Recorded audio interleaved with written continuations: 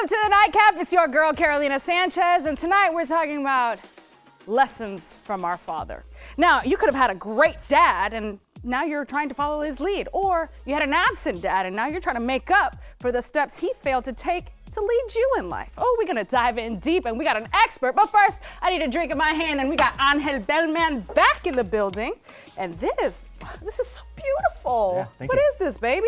It's a play on a paloma, so it's gonna have some bergamot, some tequila, obviously, grapefruit juice, lime juice, and a little bit of anise. All I know is that it's delicious. Yeah, no, it's good. But we're about to have a great conversation. You're gonna join us too. Yeah. Cause I got two dads who had interesting upbringings and a psychotherapist ready to talk. So let's get into it. Yeah, what's up for a nightcap? Chill, you know, kick back. All right, let's dive into the relationships we had with our dads. We've got some guests on the couch. We've got Phil Simmons back in the building, Yep. fourth of the Poor Horseman podcast, and you're here to get a little bit vulnerable with me. Yeah. Typically we're talking dating, but Yeah. this is a different arena. I'm excited to chat.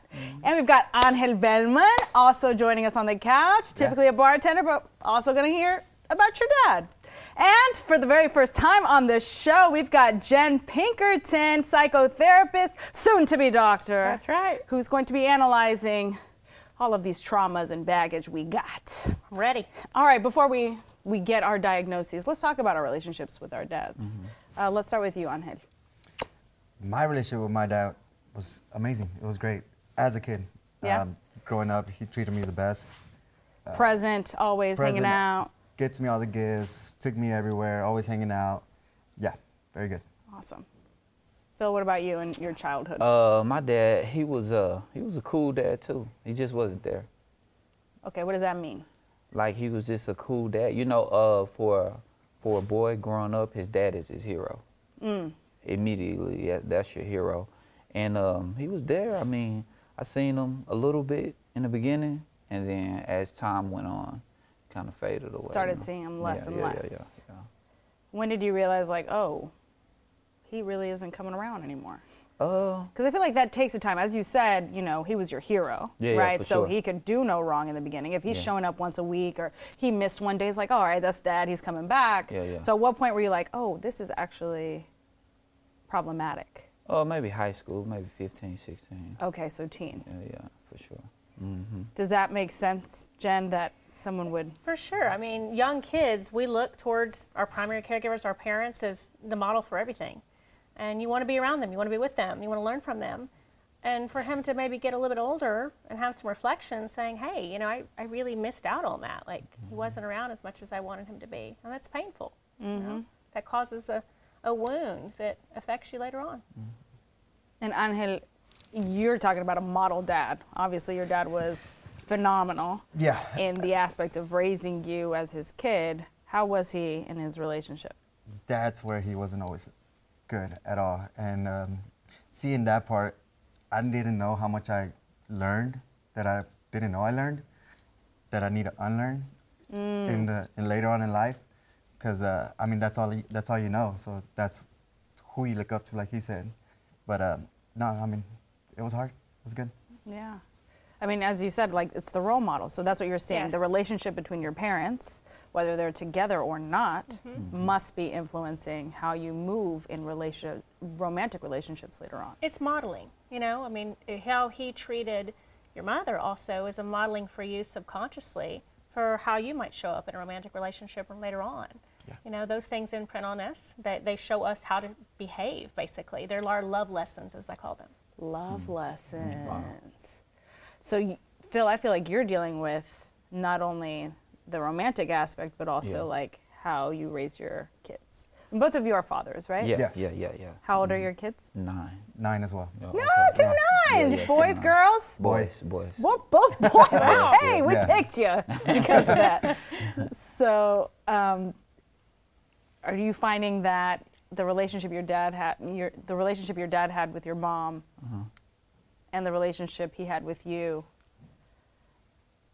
do they weigh the same in your traumas? That's a tough one. I can't answer that honestly because I don't know. You know, their relationship was their relationship. Of course, they weren't together, but I don't know the intricate details of that. But his relationship with me was, like I say, it was just there at first and then wasn't there, you know, in and out kind of thing. So that's it. That's really it. Nah, for me, my dad was, now that I see it, was like two different people. A certain person towards me and then a certain person in a relationship. And as much as I praise him for being a certain way towards me, the things he did to my mom were like not always good. So, but yeah, like two different people. It's hard. It's hard. It's hard to separate those two. How do you separate those two, Jen? Well, I mean, you really don't. That's, you're looking at him as, oh, he was great to me, but he wasn't great to my mom. And then here you are in a romantic relationship. Do you do the same, I wonder? Do you follow patterns that you learn subconsciously about how to show up? I wonder if you prioritize being a dad, and that is a #1 thing for you because you want to make certain that your child has that same beautiful experience with you that you had with your dad. And I wonder if you don't prioritize romantically just like he didn't. I mean, I see myself doing the exact same thing, which is not a good thing, but yeah, I learned it to be like, my kid's the most important thing, and then sometimes I'm not always there for the relationship. I don't show up as much for the relationship, but I know I always try to be the best dad. Right, So- but we repeat what we don't heal. And then for you, I hear you talking, and I immediately go to these concepts of abandonment, of feeling like dad wasn't there for you. Yeah. And how did those abandonment wounds affect you and your relationships? In my relationships, not so much.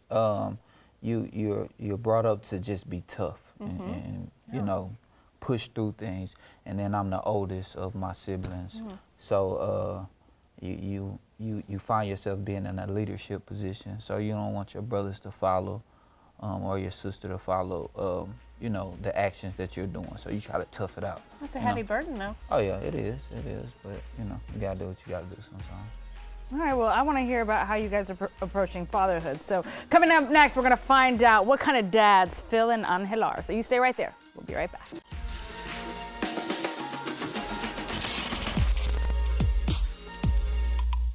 Welcome back to the Nightcap. We've been talking about the lessons we learned from our fathers. We've got Phil, we've got Angel, and we've got psychotherapist Jen Pinkerton here. All right, we talked about our relationship with our fathers, but I want to hear how you guys move as dads now. For me, totally different.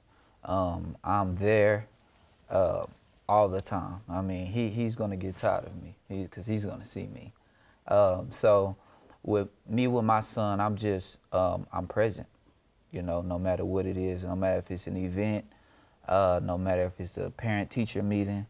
I went to a parent-teacher meeting last month, and the teacher was so surprised it was the dad coming. You know what I mean? So I'm there. I'm present. That's just what it is. Which is the complete opposite of your dad with you. Yes, for sure, definitely. And I want to make sure that my son never has to worry about if I say, "Well, Dad, coming to pick you up," I'm coming. You know, I don't want to ever leave my son looking out the window or saying, "Mom, where is Dad at?" No, we don't do that. So if I say I'm coming, he can guarantee. He knows for sure. Yeah, he knows for sure. Angel, what about you? Let's see, to me as a dad, I mean, again, I want to give him everything that I didn't have, but I mean, I had a great childhood, so that's kind of hard to say. But experiences, memories, I try to show up all the time.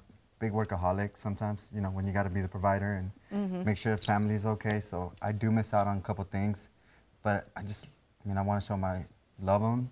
I read books to kind of like unlearn the things that I feel like I'm doing wrong. So, I mean, there's stuff that I do proactively to try to be a better dad. Wow. But yeah. I mean, what is the best course of action for dads or any parent really who are trying to unlearn? Well, I already hear this commitment, this beautiful commitment from both of y'all that are like, we're going to be these kind of dads that are present. Oh, yeah. I mean, for you to decide already, your son's going to know that you're going to show up. And that's really important. I mean, kids rely on that. They look forward to that. And to be able to know that they can depend on their parent to be there, to know that they have that relationship and that bond and that sense of security and stability. It's so important. So I think that's really great. But I feel like it's got to be that awareness first, For right? sure. Because, like, for you guys to recognize like where you were let down in life and still move on and make the decisions to be better. Right. I feel like not many, I don't want to say not many because I really don't know the statistics, but a lot of people don't. They Well, the will- pendulum swings, right? It swung for them. They decided we were over here. We're not going to do that. We're going to be over here this time. We're going to do something very different. Yeah, for sure. Like, when you know that you've missed something like during your childhood as you got, see, I was lucky enough to have my child later on. I was in my 30s, just beginning my 30s. So I had enough life experience to know like, okay, yeah, if my pops would have been, if he would have shown me this or that, then I would have been okay. So boom, then I have a child and I'm like, okay, exactly what he didn't do for me, I'm going to do that for my son. It's just, simple math kind of.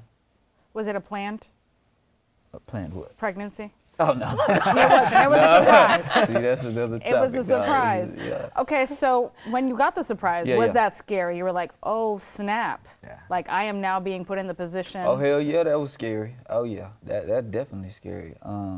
It was scary, and I was like mentally preparing myself during the 9 months. Like, okay, you got to do it. It's showtime. Now, I did have practice with my brothers. I have 3 younger brothers.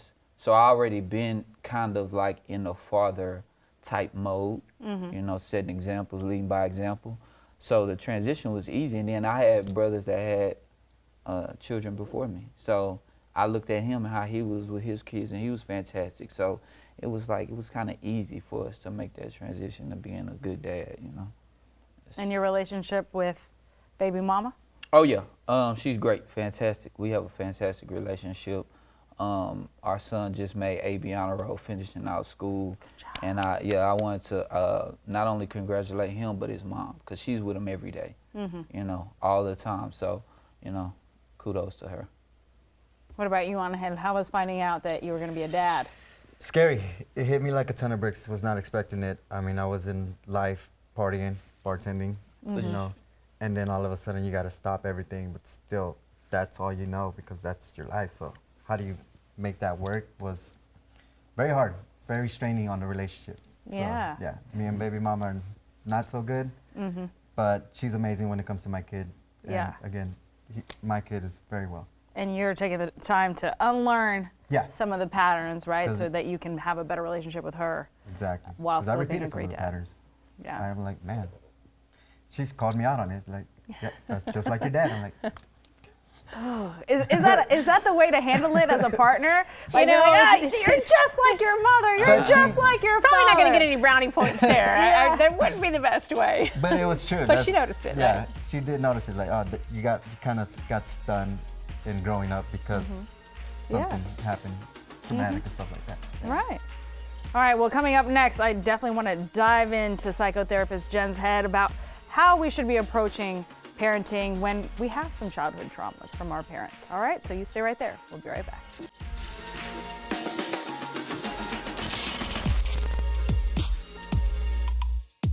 Welcome back to the Nightcap. We've been talking about fatherhood with Phil, Angel, and Jen Pinkerton, psychotherapist. All right, for people at home who are like, damn, I definitely know that my parents did a number on me in some way, shape, or form, whether they were super present and, maybe didn't have a great relationship with my mother or weren't there. They're like, damn, I probably need some digging to do. What steps should they be taking? Well, I agree with you. Most people have some digging to do. I mean, but we're not what happened to us. We're kind of what we want to become, right? We have a choice to decide we want to do something different, like both of you do. Both of you made this decision. And I think everybody has that opportunity. And it involves a little bit of work. It definitely has some emotional content there we have to dive into to really understand what hurt us, what was modeled for us, what maybe messages we got that are affecting us, how we show up in a relationship, and how we're going to function and how we're going to be a parent. What are we going to also teach our children, and are we going to give our own children a childhood to heal from, or are we not? That's so tough. That's so tough. Like, I see myself repeating the patterns of my mother. Like she was very angry. And so, like, I'm trying this gentle parenting thing, and I'm like, hell no, venga. Sorry, I love you, son. But, I wish I would be more patient, but is hard. So It like is I hard. recognize it, there's an awareness, but I feel like there are further steps that need to be taken Sure. beyond the awareness. It is, and self-awareness is the first part, just like you're talking about, us deciding we want to self-reflect. We want to actually do a little bit of a dive into our own selves and how we function and what we think about relationships in general. But the way we get on the other side of that is to begin to do that work, to be introspective, to think about that, to go into our childhood, think about what we learned, what we didn't learn, what messages they are, and how they're affecting us. And of course, you know, a lot of people get a little uncomfortable in that. It requires some vulnerability, requires some authenticity, and those can be really scary words. But I think that little bit of discomfort you might have to go back a little bit to understand the why of why we are the way we are, to get to the other side. That's so amazing to kind of have a much better outlook on things and know that we're in charge of our own destiny. We can decide what kind of parent we want to be. We can decide what kind of partner we want to be. And see a therapist, of course. Of Do a little bit course. of that work. Can they still hit you up? You got some slots Oh, open? for sure. You can hit me up. Yeah, absolutely. All right. Absolutely. Phil, Angel, what I want to hear from y'all is when your kids describe you, what do you want them to say? Well, go ahead. Go ahead. I know what he says. He says, "I'm the fun dad." That's the fun but yeah, dad. that's just because what we do and how we interact. Like, what I would like him to say is that I taught him some good things. That I was a good role model. Awesome. Yeah, what my son would say was, I'm old. That's his favorite thing to remind me of. And then he would say, man, I got a cool dad, you know, that he thinks I'm super cool. He loves the way I dress him. I can see him like, you know, when you're driving in the car, you listen to your favorite song. Yeah. When he was little, I could see him like looking at me in the back seat, like, ooh, he likes this song. Oh, this is what you do. So yeah, it's just like any little thing that you do, you know, your son is looking at you. You know, you have to be aware of that, and just set a good example for him. And yeah, he would say I'm a good dad. I Yeah. think so. Well, I hope so. Yeah. And No. listen, we always have another day to work on it, right? That's right. There That's you right. go. And you can also sit on her couch. Well, you go. cheers to you, dads. Yeah, Thank yeah, you so much for being vulnerable with me and Cheers, Jen, guys. and for everybody at home. Absolutely. All right, coming up next, Angel, though, you're going to have to teach me how to make some cocktails, all right? So you stay right there. We'll be right back.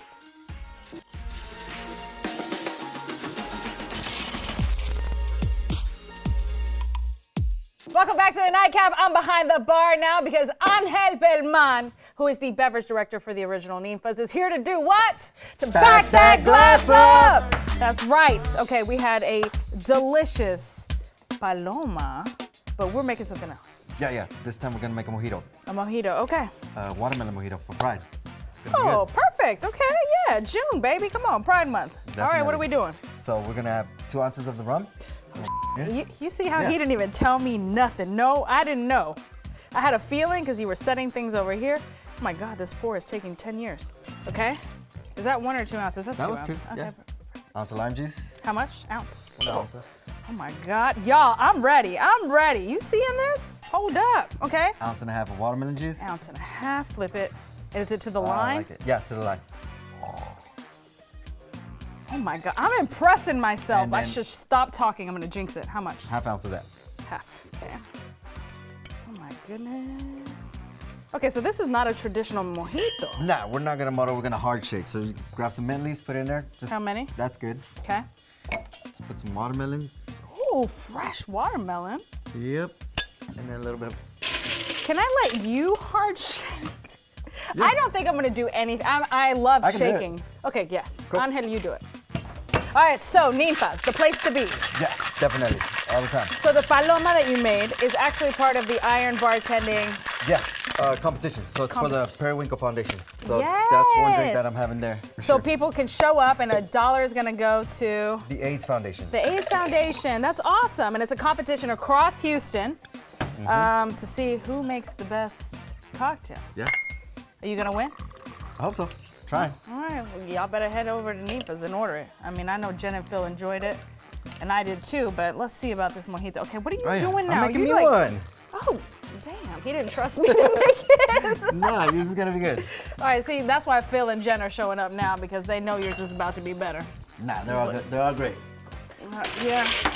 Wasn't that paloma good? Okay, Jen's done with hers. Phil, Need a refill. Here we we can do finish. that. This is good. Oh, This what is do good. you? Ooh, top it up with some jarritos. Yeah, why not? Okay, yes. How's your relationship with your dad? With mine, my father passed away, but it was wonderful when he was here. Yeah. Yeah. All right. So Yeah. how do we celebrate Father's Day? You know, I am married now to a great man, so I celebrate with him. How what a great stepdad he is, and dad, awesome. I Yeah. love that. We enjoy it. Yes. Fun. We gotta celebrate all the dads. Because why not? Yeah. Because why not? Cheers to you, baby. Cheers. Let's see how good this is. Cheers. Is it? You think this one's gonna be just as good? I know it is. I love watermelon. Ooh. Oh, that is good. Oh, You this should one's try great. this. All right, Woo. cheers to you. She's gonna try this. We'll talk to you guys next time. All right.